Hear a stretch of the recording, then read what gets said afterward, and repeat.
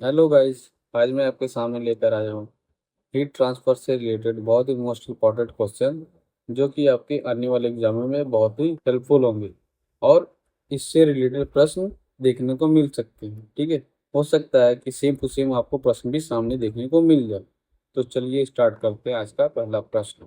आज का पहला प्रश्न है, dropwise condensation occurs on surfaces. ठीक है, ऑप्शन है clean and dirty free, option B है smooth clean, option C contaminated cooling और ऑप्शन डी है पॉलिश्ड।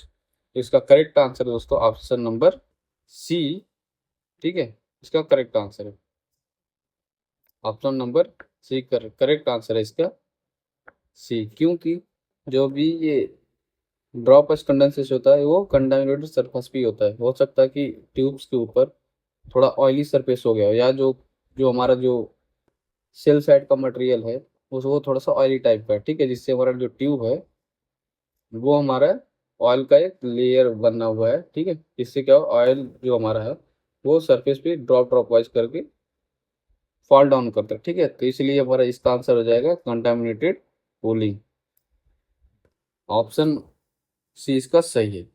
तो प्रश्न नंबर 2 क्या कह रहा है, the heat transfer coefficient in film type condensation is that for drop wise condensation. तो इसका ऑप्शन देख लेते क्या है, ग्रेटर देन, ऑप्शन बी है लोअर देन, ऑप्शन सी है इज सेम है और ऑप्शन डी है हाफ। तो दोस्तों एक क्वेश्चन पहले पूछा है कि जो फिल्म वाइज कंडेंसेशन होता है वो ड्रॉप वाइज कंडेंसेशन के अकॉर्डिंग हीट ट्रांसफर कोएफिशिएंट में कैसा होता है। ठीक है, तो दोस्तों इसको समझते हैं क्या होगा। पहले तो इसका आंसर होता है बी लोअर देन। ठीक है, लोअर देन होता है, कैसे होता है कि जब हम ये हीट फिल्म वाइज में, जैसे हम कोई एक वर्टिकल एक्सचेंजर समझ लीजिए, वर्टिकल कंडेंसर, क्या होगा जब हमारा ऐसे वर्टिकल कंडेंसर है। ठीक है,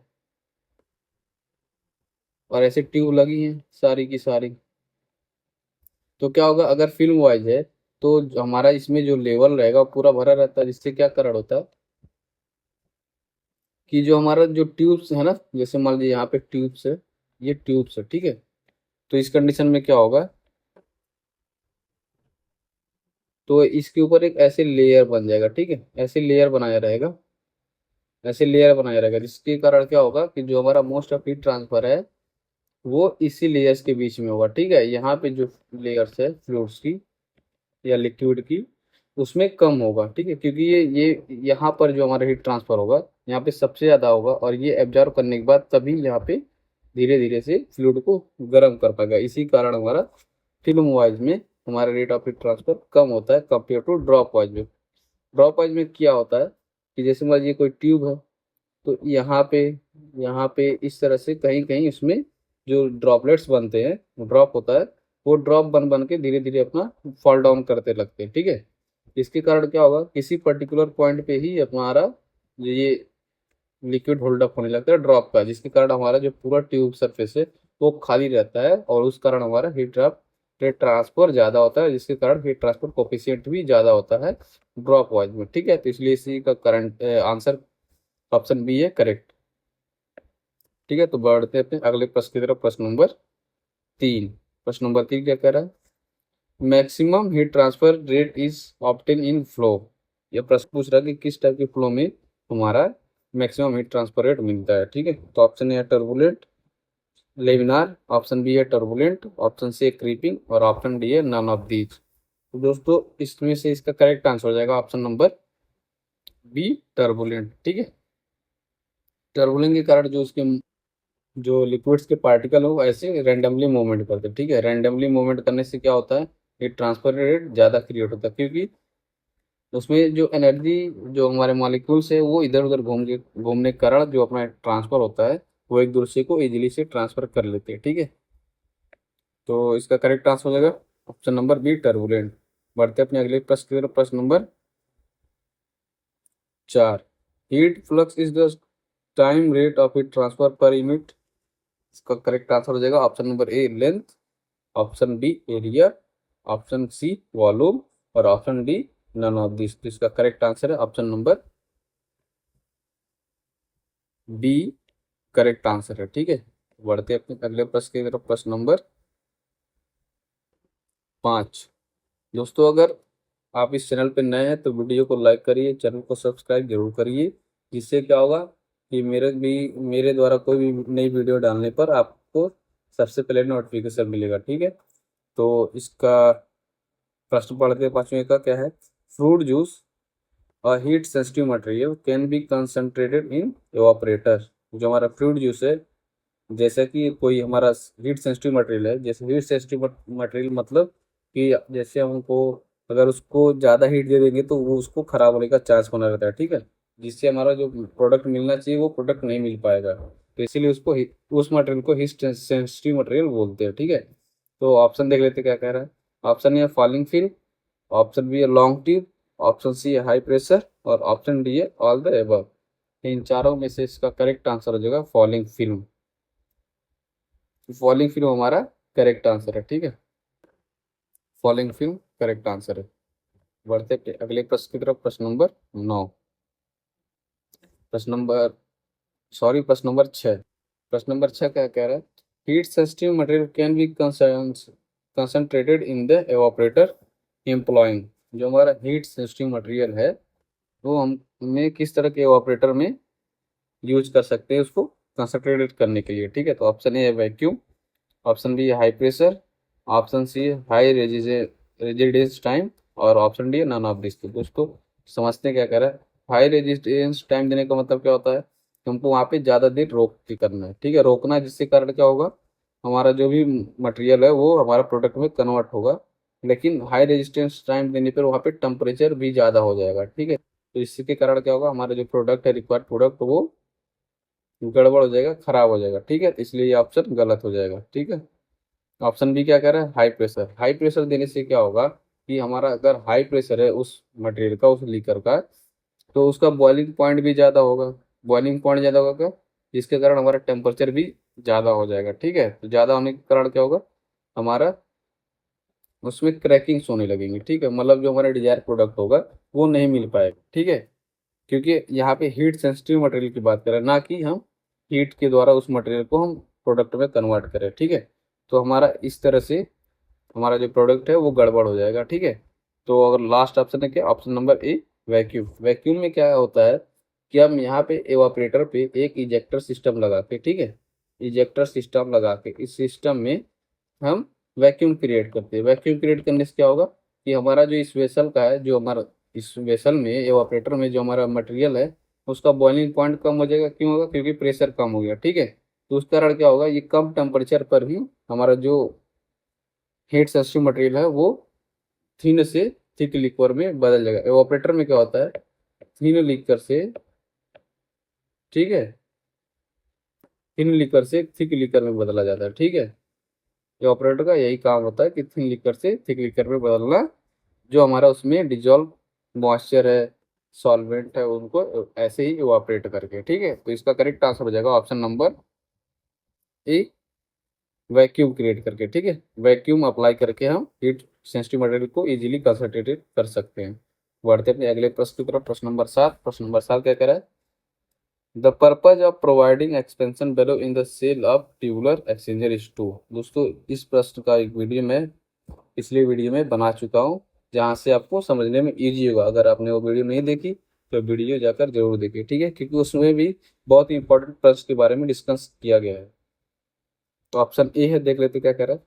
option A increase the heating load, option B है इम्पार्ट स्ट्रक्चरल स्ट्रेंथ, और ऑप्शन सी है account for the uneven expansion of the shell and tube bundles, और ऑप्शन डी है facility increase of shell length if needed. दोस्तों expansion balance का काम क्या होता है कि जो भी हमारा सेल, जैसे सेल है, उसमें क्या होता है कि अनइवन एक्सपेंशन होता है। जैसे कि अभी हम उसमें बिना, जैसे कि हम सडनली उसमें लोड बढ़ा दिए, और क्या होगा कि अगर हमारा ट्यूब खाली है, ट्यूब खाली है तो क्या होगा, ये जो हमारे ट्यूब बंडल्स है ना वो एक्सपेंड होना चाहेंगे, जिसके कारण क्या होता है, कहीं से अपने वीक पॉइंट से लीक हो जाएंगे, डैमेज हो सकते हैं। ठीक है, लीकेज हो सकता है।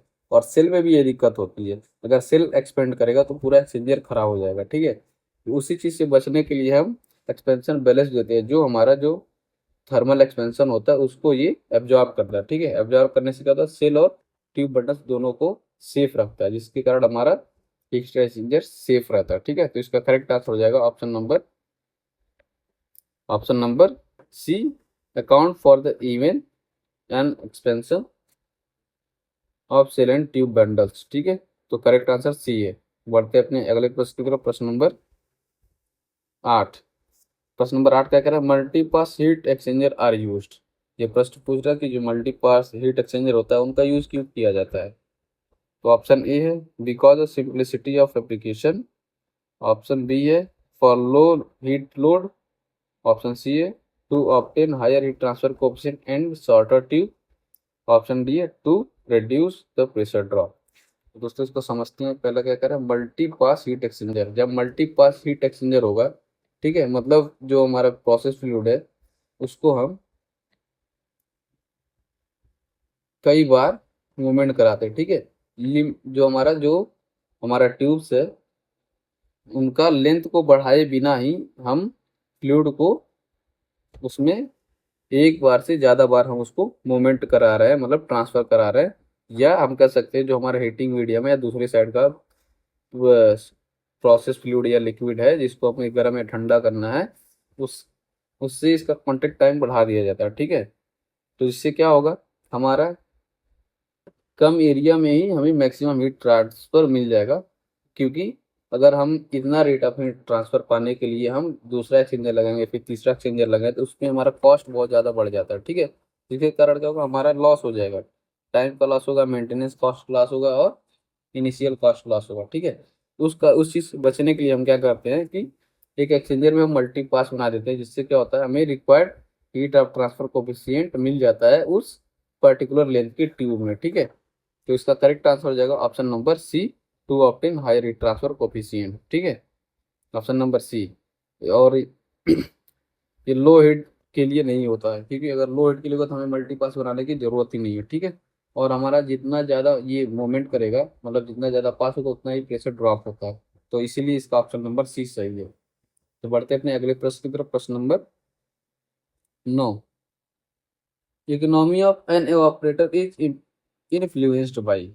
ये प्रश्न कह रहा है कि जो एवापोरेटर है उसकी इकोनॉमी कैसे प्रभावित हो सकती है या इन्फ्लुएंस्ड हो सकती है। Option A steam pressure, option B है number of effect, option C है फील्ड टेम्परेचर और ऑप्शन डी है ऑल द अबव। तो दोस्तों जो इकोनॉमी ऑफ इवापोरेटर है ना, वो स्टीम के टेम्परेचर प्रेशर से भी डिपेंड करता है। ठीक है, कि कितने टेम्परेचर का है, कितने प्रेशर का है, और नंबर ऑफ इफेक्ट्स। ठीक है, जैसे स्टीम का टेम्परेचर अगर हमें रिक्वायर्ड से लो मिल रहा है तो हमारा जो हीटिंग मीडिया का काम करेगा वो अच्छे से नहीं कर पाएगा। ठीक है, तो उस कंडीशन में क्या होगा, हमें प्रेशर भी मेंटेन करना होता है, स्टीम का प्रेशर और स्टीम का टेम्परेचर। ठीक है, और दूसरा क्या करें, नंबर ऑफ इफेक्ट। अगर नंबर ऑफ इफेक्ट कम है तो हमारा एफिशिएंसी और इकोनॉमी दोनों डाउन होगा। क्योंकि हमारा अगर हम इसको स्टीम से हम यहाँ पे गर्म कर रहे हैं, ठीक है, और इसके कारण जो हमारा वेपर्स मिल रहा है इसको वेस्ट कर दे रहे हैं, तो उसके कारण क्या होगा, हमारी जो हीटिंग सोर्स है उसका कंजप्शन बढ़ जाएगा। ठीक है, क्योंकि हम इसको वेस्ट कर दे रहे हैं। तो उस कंडीशन में क्या होगा, नंबर ऑफ इफेक्ट्स बहुत जरूरी होता है, क्योंकि इसका जो हम वेपर्स बन रहे हैं उसको मैजे इसमें भी हीटिंग मीडिया यूज कर लेते हैं स्टीम के साथ। ठीक है, तो 2 नंबर से हो गया। और फीड टेम्परेचर भी डिपेंड करता है कि अगर फीड टेम्परेचर कम हम दे रहे हैं तो हमें ज़्यादा एनर्जी ऑफ सोर्स की जरूरत पड़ेगी। ठीक है, अगर हम थोड़ा टेम्परेचर बढ़ा के दे रहे हैं तो यहाँ पे इजीली से वो अपना जो है यहाँ पे थिक लिकर कन्वर्ट होने लगेगा और हमारा इवापोरेशन अच्छा हो जाएगा सॉल्वेंट्स का। ठीक है, तो इसका करेक्ट आंसर हो जाएगा option number D, all the above. बढ़ते अपने अगले प्रश्न की तरफ। प्रश्न नंबर 10। प्रश्न नंबर 10 क्या करें, reason for operating an operator in multiple effect is to secure. तो option A increase steam economy, option B है decrease steam consumption, option C है बोथ ए एंड बी, और ऑप्शन डी है none of this. दोस्तों इस प्रश्न का answer अभी जस्ट प्रश्न नंबर 9 में मिला है, तो इसमें ऑप्शन इसका सी सही हो जाएगा, बोथ ए एंड बी, क्योंकि उसमें स्टीम इकोनॉमी भी बढ़ रहा है और स्टीम कंजप्शन भी बढ़ रहा है। कैसे बढ़ रहा है, क्योंकि हम जो स्टीम दे रहे हैं मल्टीपल इफेक्टिव ऑपरेटर में जो स्टीम दे रहे हैं इससे जो वेपर्स बन रहा है, जो हमारा थिन लिक्विड का जो भी इसमें एब्जॉर्ब सोल्यूशन है, सॉल्वेंट है या मॉइस्चर है या लिक्विड कंटेंट्स है, ठीक है, तो उसका जो वेपर्स फॉर्म बन रहा है उसका हम यूज अगले एवापोरेटर में कर रहे हैं, ठीक है। जिसके कारण क्या होगा, हमारा यहाँ पे स्टीम कंजप्शन कम हो जाएगी और हमारा स्टीम इकोनॉमी बढ़ेगा। कैसे बढ़ेगा, क्योंकि हम कम स्टीम दे रहे हैं तो हमारी इकोनॉमी भी बढ़ेगा, क्योंकि वहाँ पे हमें लॉस नहीं करना पड़ रहा, क्योंकि कंडेंसेट बनेगा तो फिर से उसको हमें स्टीम बनाने के लिए अलग से एनर्जी सोर्स की जरूरत पड़ेगी, एनर्जी हमें देनी पड़ती है, ठीक है। उसी कंडीशन में ये प्रश्न कर रहा है कि इसका आंसर सही हो जाएगा A and B, steam economy बढ़ेगा और स्टीम कंजप्शन कम होगा, ठीक है। बढ़ते अपने अगले प्रश्न की तरफ। प्रश्न नंबर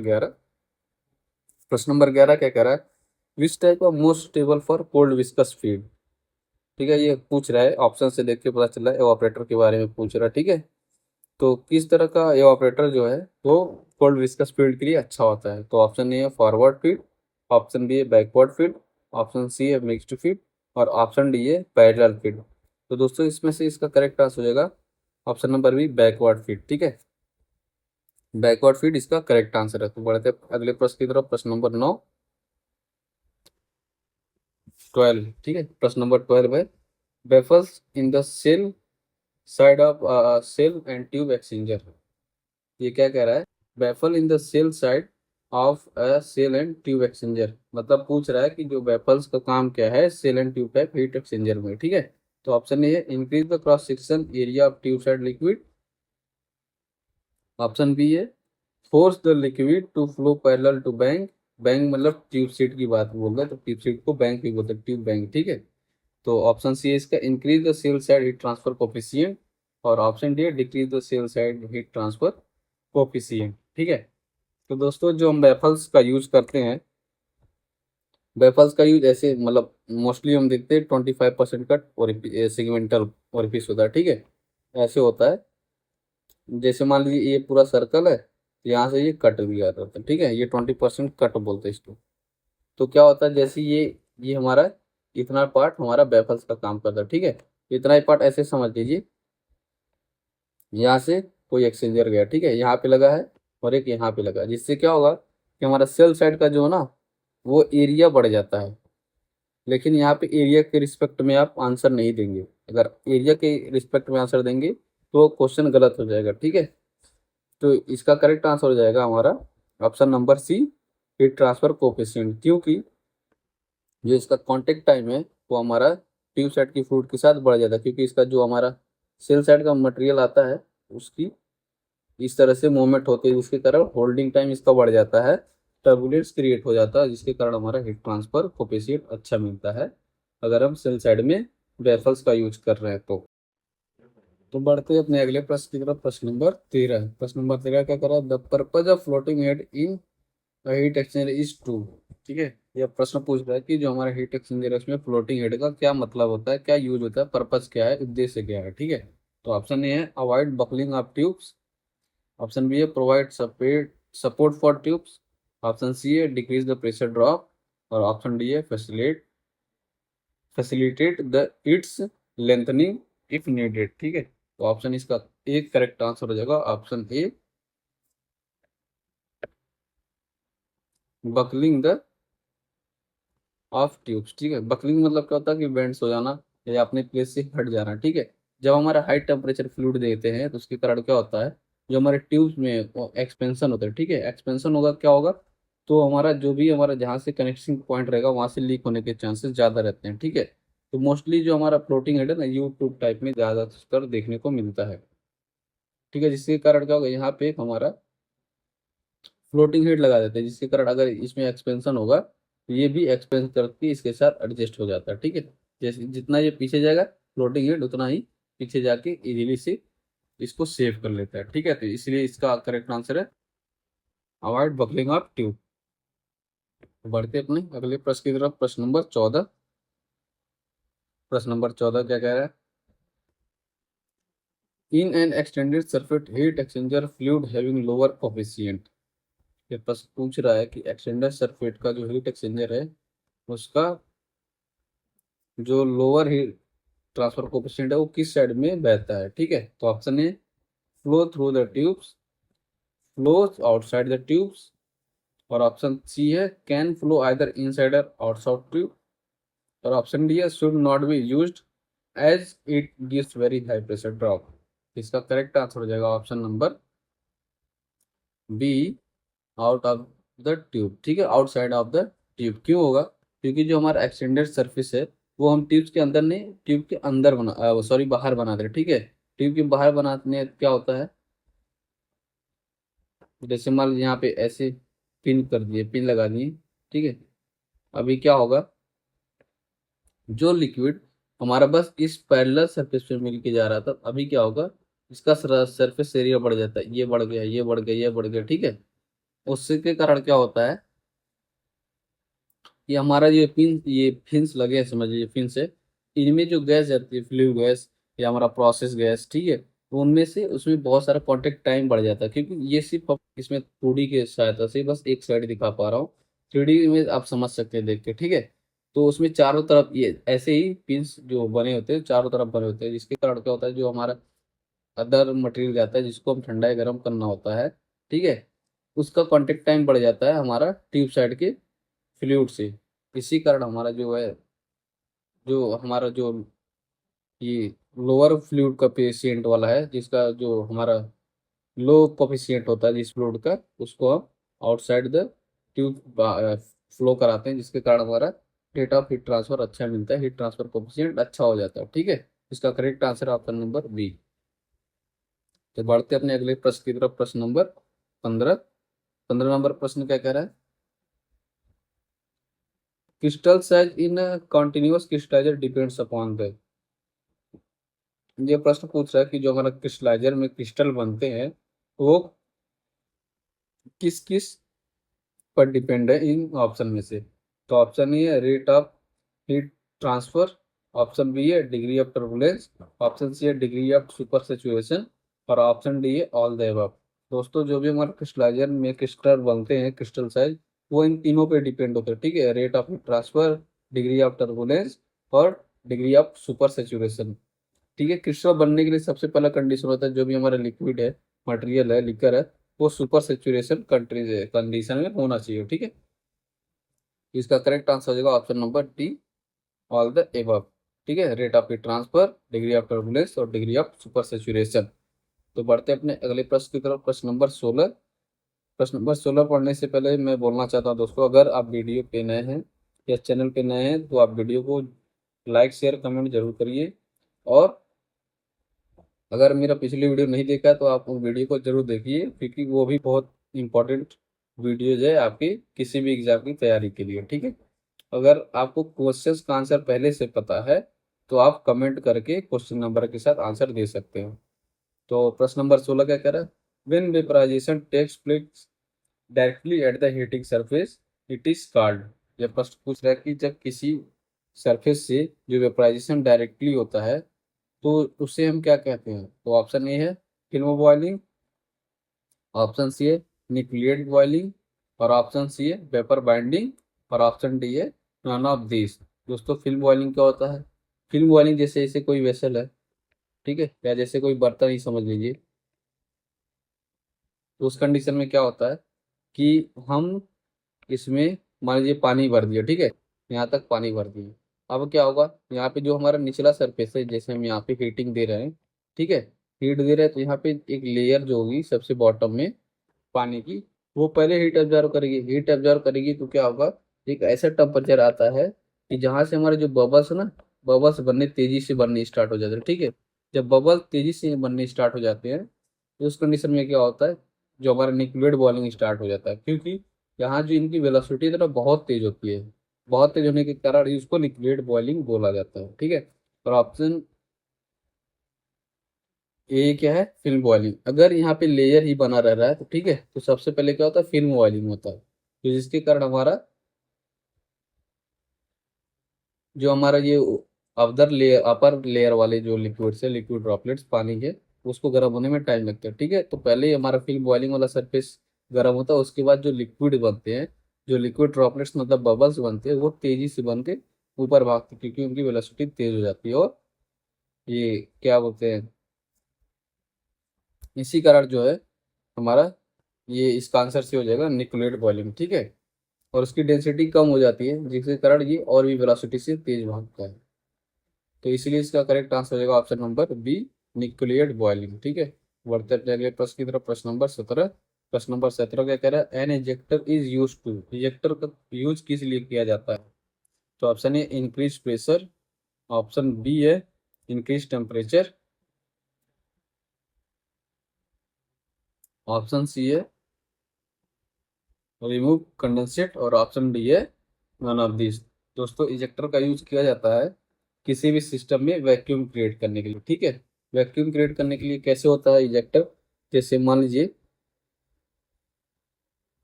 ये कोई कंप्रेशन चेम्बर है। ठीक है, यहाँ से हमारा प्रोसेस फ्लूइड आती है और यहाँ से हमारा आता है स्टीम। ठीक है, स्टीम आता है और यहाँ से क्या होता है, यहाँ से स्टीम जाती है और यहाँ से हमें जिस फ्लूइड को, मतलब जिस वेसल में हमें वैक्यूम क्रिएट करना था, वहां से इसको कनेक्ट कर दिया जाए। ठीक है, तो ये स्टीम जो है हाई वेलोसिटी से यहाँ से निकलती है, जिसके कारण क्या होता है, यहाँ के जो गैसेज है यहाँ पे आकर यहाँ पे एक वैक्यूम क्रिएट कर देता है। ठीक है, और जिसके कारण ये कनेक्ट होता है इस वेसल से, वेसल का जो भी यहाँ पे जो गैसेज फेज में मॉलिक्यूल्स होंगे वो यहाँ पर आ जाते हैं। क्यों आएंगे? क्योंकि यहाँ पे इनके कारण प्रेशर डिफरेंस क्रिएट हो जाता है। यहाँ पे हाई प्रेशर होने के कारण यहाँ से जो गैस मॉलिक्यूल्स है यहाँ जाते हैं और यहाँ पे हमारा जो वेलोसिटी की, हाई वेलोसिटी स्टीम के कारण ये हमारा आगे बढ़ते जाता है। ठीक है, तो ऐसे होता है स्टीम इंजेक्टर का काम। तो इनमें से कोई भी ऑप्शन वैक्यूम से रिलेटेड नहीं है, तो इसलिए इसका करेक्ट आंसर हो जाएगा option number D, none of this. ठीक है, तो बढ़ते अपने अगले प्रश्न की तरफ। प्रश्न नंबर 18। 18 क्या कह रहा है? In a cooling tower water becomes cool by. तो ऑप्शन ए है losing sensible heat, option B है heat transfer to surrounding, option C है लूजिंग लेटेंट हीट, और ऑप्शन डी है vaporization due to heat loss to air. तो इनमें से इसका करेक्ट आंसर हो जाएगा option number A, losing sensible heat. ठीक है, बढ़ते अपने अगले प्रश्न की तरफ। प्रश्न नंबर 19। प्रश्न नंबर 19 क्या कह रहा है? Which is the best tube arrangement in a shell and tube exchanger if the fluid are clean and non falling? ये प्रश्न पूछ रहा है कि जो हमारे heat shell and tube type heat exchanger में ट्यूब का अरेंजमेंट किस प्रकार होता है, या किस प्रकार अच्छा होता है, या हम उसका किस तरह से अरेंजमेंट करेंगे वो सबसे अच्छा थी, जब जब जो हमारा फ्लूइड है वो हमारा क्लीन एंड फॉलिंग फ्री होना चाहिए। ठीक है, मतलब उस पर फॉलिंग ना हो, जमावट ना आए। तो option A square pitch, option B है ट्राइंगुलर पिच, और ऑप्शन सी है डायगोनल स्क्वायर पिच, और ऑप्शन डी है नन ऑफ दिस। ठीक है, तो इन चारों में से इसका करेक्ट आंसर हो जाएगा दोस्तों option number B, triangular pitch. ठीक है, अगर हमारा क्लीन लिक्विड है तो फॉलिंग करेगा नहीं ट्यूब की आउटर सरफेस पे, जिससे हमारा वो क्लीनिंग अच्छे से हो जाएगा। ठीक है, अगर हमारा फॉलिंग वाला लिक्विड है, क्लीन लिक्विड नहीं है, उसको क्या होगा, उसको क्लीन करने में ना बहुत सारी दिक्कतें आएंगी, जिससे कि हमारा ट्यूब अपर सरफेस का सही से साफ नहीं हो पाएगा। इसीलिए हमें ट्रायंगुलर पिन जब भी यूज करते हैं तो ये ध्यान रखा जाता है कि जो हमारा फ्लूइड है सेल साइड वाला वो हमेशा क्लीन एंड नॉन फॉलिंग होना चाहिए। ठीक है, तो बढ़ते हैं अपने अगले प्रश्न की तरफ। प्रश्न नंबर 20, जो कि वीडियो का आगे आखिरी प्रश्न है। ठीक है, in a cell and tube heat exchanger the tube side heat transfer coefficient just at the entrance of the tube is। तो ऑप्शन क्या है इसका? Option A infinity, option B है जीरो, ऑप्शन सी है same as the average heat transfer coefficient of the tube, और option D है none of this. तो में से इसका करेक्ट आंसर हो जाएगा दोस्तों ऑप्शन नंबर ए, ये इसका करेक्ट आंसर है। ठीक है, इनफाइनिटी। तो दोस्तों, अगर ये वीडियो आपको अच्छी लगी हो तो चैनल को सब्सक्राइब करिए। वीडियो देखने के लिए आप सभी का बहुत बहुत धन्यवाद। Thank you very much.